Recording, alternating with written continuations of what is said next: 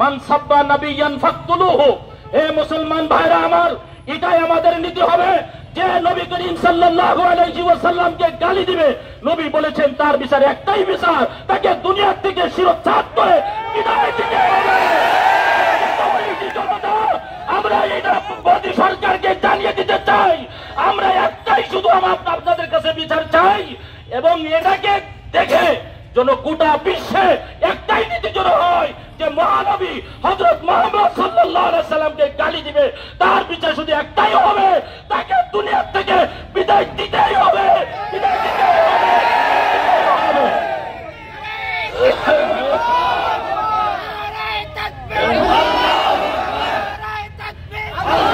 আমাদের কলিজার টুকরা রহমাতুল লিল আলামিন মহানবী হযরত মুহাম্মদ সাল্লাল্লাহু আলাইহি সাল্লামের শানে, তার পরিবারের শানে, ইসলামের শানে কুরুচিপূর্ণ মন্তব্য পেশ করার প্রতিবাদে ঝিগরগাছা ইমাম পরিষদের পক্ষ থেকে আয়োজিত আজকের এই প্রতিবাদ সমাবেশ ও বিক্ষোভ মিছিলে হাজার হাজার জনতার এই মহাসমাবেশ এটাই প্রমাণ করে আমরা দুনিয়ার সবকিছু সহ্য করতে পারলেও ইসলাম এবং মহানবীর বিরুদ্ধে কোনো কিছু হলে আমাদের হৃদয় রক্তক্ষরণ হয়, ঠিক কিনা বলুন? আমরা কোনোভাবেই এটাকে বরদাস্ত করতে পারবো না। কিন্তু একটি কথা আমাদেরকে স্পষ্ট হবে, মনে রাখতে হবে যে নবীর বিরুদ্ধে, ইসলামের বিরুদ্ধে যেই অবস্থান করুক না কেন, আমি তাদেরকে আল্লামা মামুনুল হক সাহেবের ভাষাকে আপনাদেরকে স্মরণ করিয়ে দিচ্ছি। আল্লামা মামুনুল হক তিনি বলেছিলেন এক সমাবেশে, যারা নবীর বিরুদ্ধে, নবীর দুশমন, তাদের রাষ্ট্রীয় কোনো পরিচয় নেই, তাদের রাজনৈতিক কোনো পরিচয় নেই, তাদের একমাত্র পরিচয় তারা বিশ্ব মানবতার শত্রু, তারা বিশ্ব সভ্যতার শত্রু, তারা আমাদের মুসলিমদের চিরশত্রু। এজন্য আমরা যে কোনো অবস্থায় তাদের বিরুদ্ধে যে কোনো কর্মসূচিতে আমরা একত্র প্রকাশ করবো তো ইনশাআল্লাহ। সংগ্রামী তাওহীদি জনতা, আজকে আমরা এখানে একত্রিত হয়েছি, বিগত দিনেও আমরা প্রতিবাদ জানিয়েছি। আজকে শুধু ভারত নয়, ফ্রান্স নয়, আজকে যদি বাংলাদেশের কোন কুলাঙ্গারও যদি নবীর বিরুদ্ধে অবস্থান নাই, নবীর বিরুদ্ধে কুরুচিপূর্ণ মন্তব্য করে, তাহলে 13 সালে যেমন আমরা রক্ত দিয়েছি, 2020 সালে গুজরাটের কষার বিরুদ্ধে যেমন রক্ত দিয়েছি, তেমনই ভাবে যদি আজকে আমাদের দিল্লিতে আমাদেরকে লং মার্চ করতে হয়, আমাদের মুসলিম দিল্লি হিন্দুস্তানের মুসলমানদের সঙ্গে একত্রতা প্রকাশ করে আমরা দিল্লিতেও আমরা লং মার্চ করতে রাজি আছি ইনশাআল্লাহ। রসুলের জীবনের দাম বেশি, আমাদের জীবনের থেকে রসুলের জীবনকে আমরা বেশি ভালোবাসি। আমরা রসুলের জন্য লক্ষ লক্ষ কোটি কোটি মানুষ, এমনকি একটা মুসলমান পৃথিবীতে থাকা পর্যন্ত কোন কাফের, বেঈমান, কোন দুশমন, কোন পাপিষ্ঠ যদি কোনো মন্তব্য করে, তাহলে আমরা তাকে দাঁত ভাঙা জবাব দেব। একটা মুসলমান থাকতে আমরা তার প্রতিবাদ জানাবো, এবং তার পৃথিবীতে স্বাধীনতা শেষ হয়ে যাবে। সে কোনোদিন রিক্সা দিয়ে, রাজপথ দিয়ে হেঁটে যাওয়ার মতন ক্ষমতা সে থাকবে না। আমার ভাইয়েরা, আজকে শুধু রসুলের নামে নয়, আজকে আমাদের মাদারের ঘরে যদি কেউ কটূক্তি করে, আমরা সহ্য করব?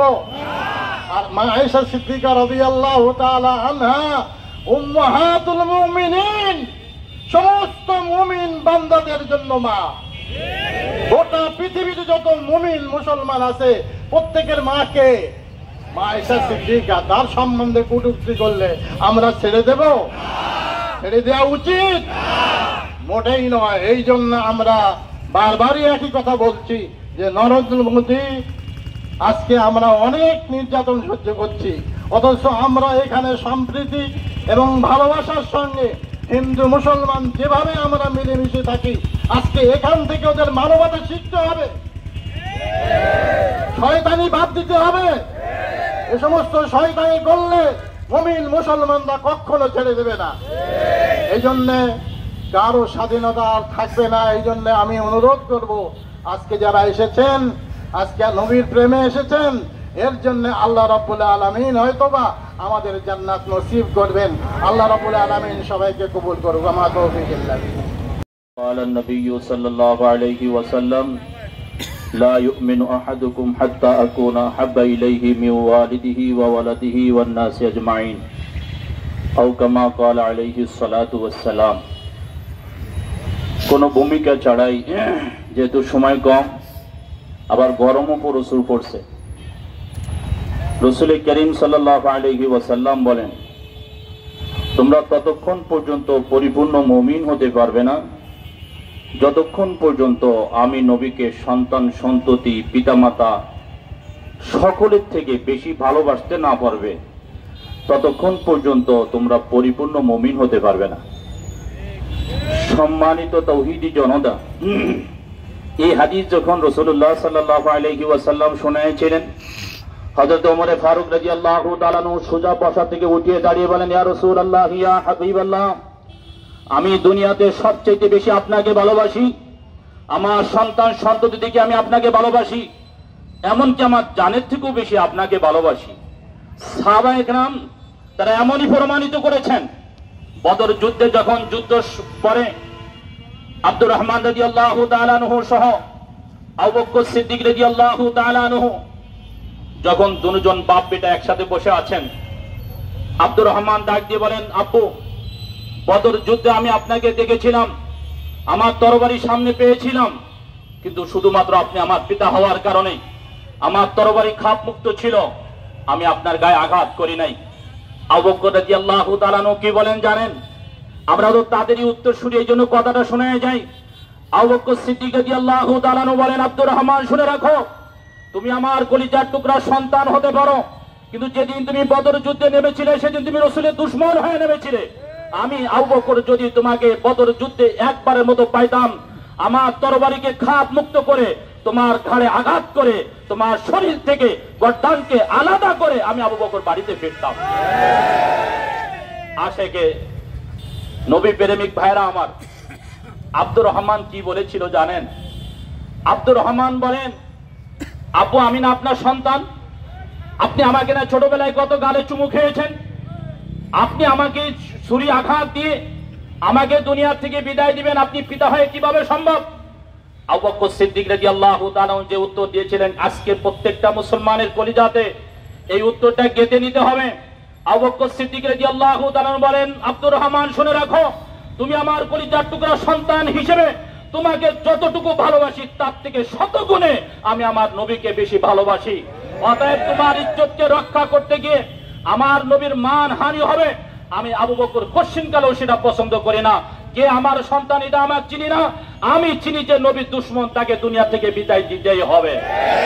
এজন্য আল্লাহ রাসূল সাল্লাল্লাহু আলাইহি ওয়াসাল্লাম সাহাবায়ে কেরামকে বলেন, মান সাব্বা নাবিয়ান ফাকতুলুহু। হে মুসলমান ভাইরা আমার, এটাই আমাদের নীতি হবে। যে নবী করিম সাল্লাল্লাহু আলাইহি ওয়াসাল্লামকে গালি দিবে, নবী বলেছেন তার বিচার একটাই বিচার, তাকে দুনিয়া থেকে শিরচ্ছেদ করে বিদায় দিতে হবে। আমরা এটা মোদী সরকারকে জানিয়ে দিতে চাই, আমরা একটাই শুধু আপনাদের কাছে বিচার চাই, এবং এটাকে দেখে যেন গোটা বিশ্বে একটাই নীতি যেন হয় যে মহানবী হযরত মুহাম্মদ সাল্লাল্লাহু আলাইহি সাল্লামকে গালি দিবে, তার বিচার শুধু একটাই হবে, তাকে দুনিয়া থেকে বিদায় দিতেই হবে, বিদায় দিতেই হবে।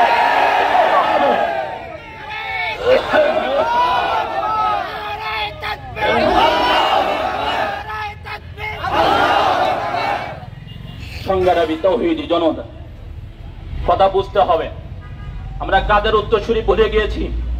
আল্লাহ নবী সাল্লাল্লাহু আলাইহি ওয়াসাল্লাম যখন যুদ্ধের ময়দানে যান, নবী করিম সাল্লাল্লাহু আলাইহি ওয়াসাল্লাম বলেন, যুদ্ধের ময়দানে যাব, আমি একা যাব না, আমি চাই তোমাদের মধ্যে নওজোয়ান উঠে দাঁড়াইতে হবে। কোন কোন নওজোয়ান আছো, বেঈমান কাফেররা যেন আমার গায়ে তীরের আঘাত না করতে পারে, ইসলামের পতাকা যেন নামাইতে না পারে, এজন্য নওজোয়ানরা দাঁড়িয়ে যাও। সেই দিন নওজোয়ানগুলি নারে তাকবীর দিয়ে রাসূলুল্লাহ সাল্লাল্লাহু আলাইহি ওয়াসাল্লামের সামনে তারা জিহাদের ময়দানে নাম লিখিয়েছিলেন। আমি শুধুমাত্র একজন মহিলা সাহাবীর কথা বলেই, নবী প্রেম তাদের মধ্যে কেমন ছিল।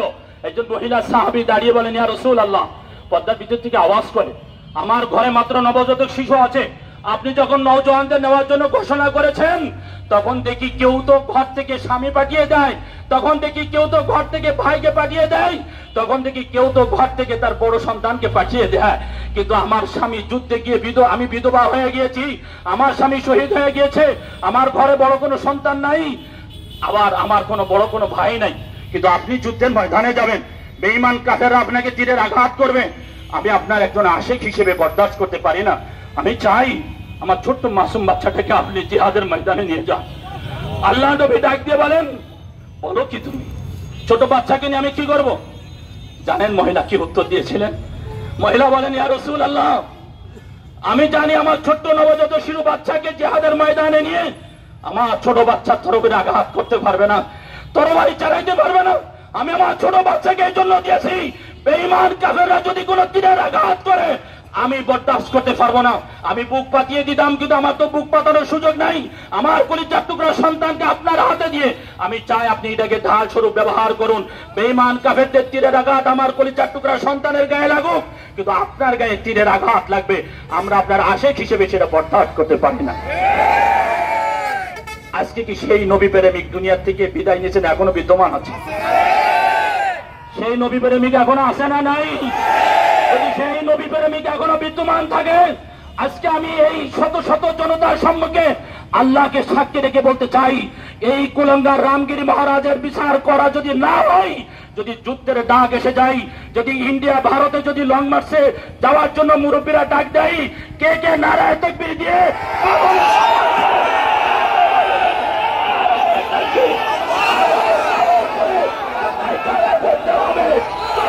পর্যন্ত এই কুলাঙ্গারের বিচার না হবে, ততক্ষণ পর্যন্ত আমরা মুসলমান ঘরে ফিরব না। আমার নবীকে গালি দেওয়া হবে, আমার নবীকে কুলাঙ্গার বলে গালি দেওয়া হবে, আর আমরা ঘরে বসে থাকবো।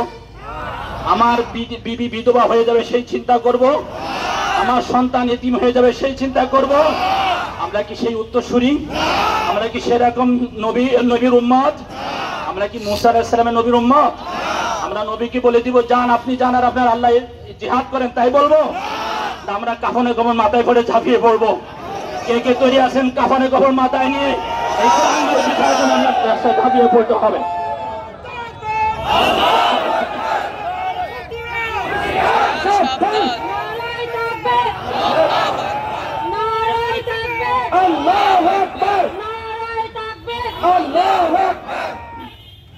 সময় শেষ হয়ে এসেছে ভাইরা আমার।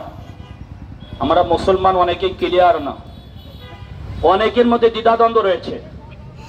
আপনি যদি মুমিন হিসেবে পরিচয় দেন, বুঝুন আর না বুঝুন, আমার নবীর চরিত্র পবিত্র কিনা সন্দেহ আছে? কুলাঙ্গার যা বলেছে, কুলাঙ্গারের কথা সত্য না মিথ্যা? সত্য না মিথ্যা? বলুন তো, 6 বছরে 9 বছরে বিবাহ করা, 6 বছরে 9 বছরে বিবাহ করা, 9 বছরে বিবাহ করলে তার চরিত্র নষ্ট বলে প্রমাণিত হয়? চরিত্র নষ্ট বলে প্রমাণিত হয়? আমি যদি আপনার এখানে দাঁড়িয়ে একের পর এক প্রমাণ দিতে থাকি, তাহলে আমি শত শত প্রমাণ দিতে পারবো। হিন্দুদের বহু ঠাকুরের বিবাহ হয়েছে, স্ত্রী বয়স 9 থেকে 10-এর মধ্যে রয়েছে। কই আমরা কাজ পর্যন্ত কোন ঠাকুরের স্ত্রী নিয়ে, চরিত্র নিয়ে আমরা আলোচনা করেছি? আচ্ছা বলুন তো, দুনিয়াতে যত ঠাকুরের আছে সমস্ত ঠাকুরের চরিত্র তো পবিত্র, পবিত্র না? আচ্ছা, আমরা এই অনিশ্চয়তা, যাদের চরিত্রের কোনো গ্যারান্টি নাই, তাও নিয়ে আমরা কোনো সমালোচনা করি না। কিন্তু যে নবীর চরিত্রের গ্যারান্টি কে দিয়েছেন, যে চরিত্রের মধ্যে সেই কি বলে জাহিলি যুগের মানুষ পর্যন্ত সেই চরিত্রের উপরে কোনোদিনও হাত লাগায়নি, কথা বলেন ঠিক কিনা? আজকে যে কুলাঙ্গার এই চরিত্রের উপরে হাত লাগাবে, যতক্ষণ পর্যন্ত এর সঠিক বিচার না হবে, যত প্রকারের কর্মসূচি আসবে, প্রত্যেক প্রকারের কর্মসূচিতে আমরা থাকবো তো ইনশাআল্লাহ। ভালো করে বুঝে নেন, আমরা সবাই রাসূল ছেলে, কসাই মতির দুই গেলে, কসাই মতির দুই গেলে, রামগিরির দুই গেলে, রামগিরির দুই গেলে, অমিত শাহর দুই গেলে, অমিত শাহর দুই গেলে, নীতিশ সেনের দুই গেলে, 100 to 100 নারায়ে তাকবীর, নারায়ে তাকবীর, আল্লাহু আকবার।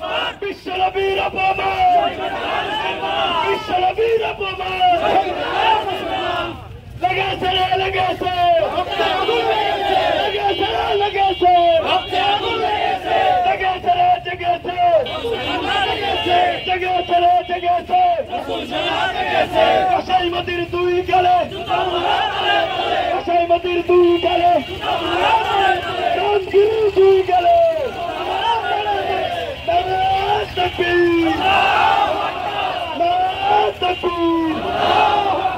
বিশ্বনবীর অপমান বিশ্বনবীর অপমান আমরা সবাই রাসূল সেনা আমরা সবাই রাসূল সেনা কসাইমতির দুই গেলে কসাইমতির দুই গেলে রাজগিরির দুই গেলে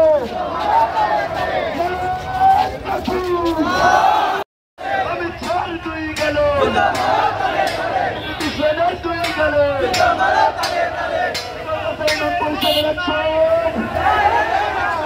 পরিষদের 100 ইমাম পরিষদের 100